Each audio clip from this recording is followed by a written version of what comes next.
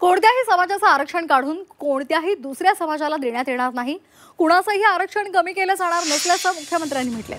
तर मराठवाड्यातील मराठा समाजाला सरसकट कुणबी प्रमाणपत्र मिळणार असल्याचा विश्वास मनोज जरांगे यांनी व्यक्त केलाय.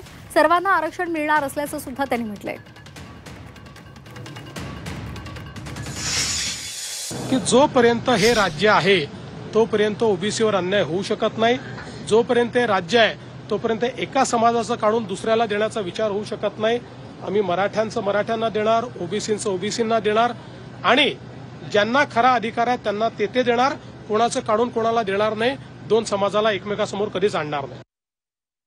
महाराष्ट्रासाठी सरसकट नाही. मराठवाड्यातला मराठा समाज हा कुणबी आहे.